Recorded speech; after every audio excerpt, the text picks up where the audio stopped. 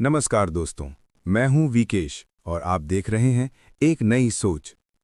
अब तक हमने सुत्त पिटक के अलग अलग हिस्सों को समझा।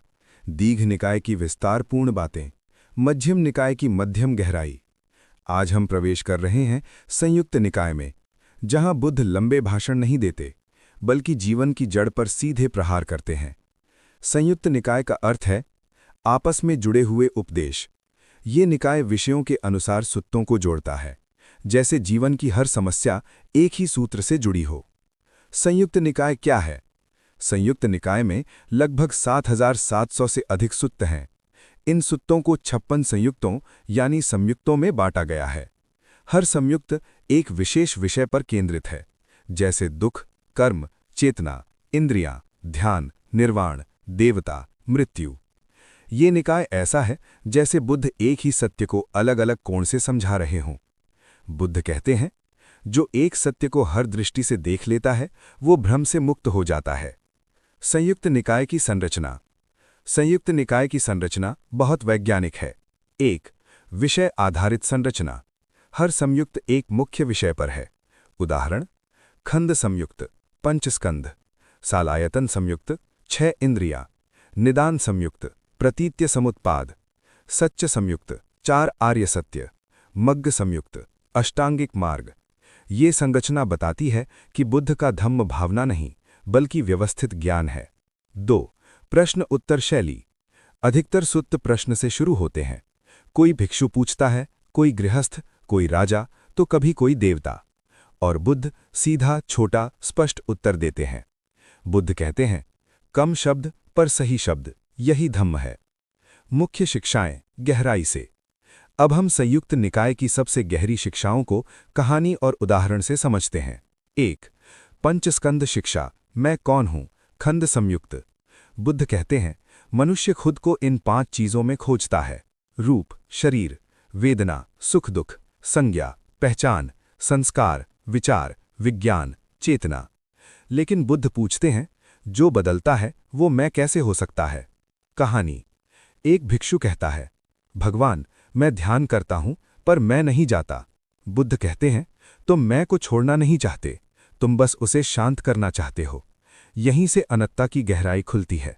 2. प्रतीत्य समुत्पाद, कारण और परिणाम। निदान संयुक्त।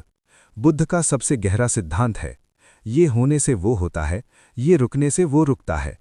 अज्ञान, संस्कार, चेतना, नाम रूप, इंद्रियां, स्पर्श, वेदना, तृष्णा, उपादान, भव, जन्म, जरा मरण। बुद्ध कहते हैं, दुख किसी ने दिया नहीं, दुख बना है। जब कारण कटता है तो दुख अपने आप समाप्त होता है। 3. 4 आर्य सत्य, जीवन का एक्स-रे। सच्च संयुक्त।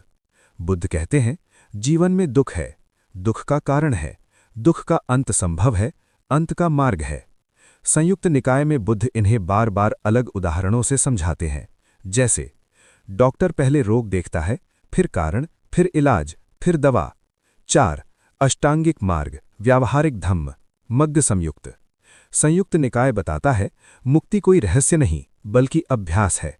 विकल्प, सम्यक दृष्टि, विकल्प, सम्यक संकल्प, विकल्प, सम्यक वाणी, विकल्प, सम्यक कर्म, विकल्प, सम्यक आजीविका, विकल्प, सम्यक प्रयास, विकल्प, सम्यक स्मृति, विकल्प, सम्यक समाधि। बुद्ध कहते हैं, एक कदम भी सही दिशा में निर्वाण की ओर है। 5. इंद्रियां और मन, सालायतन संयुक्त। बुद्ध कहते हैं, दुनिया बाहर नहीं, इंद्रियों में है।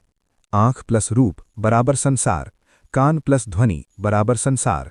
यदि इंद्रियां संयमित हों तो संसार शांत हो जाता है। 6. देवता और मनुष्य, देवता संयुक्त। कई सुत्तों में देवता भी बुद्ध से पूछते हैं, मोक्ष कैसे मिले।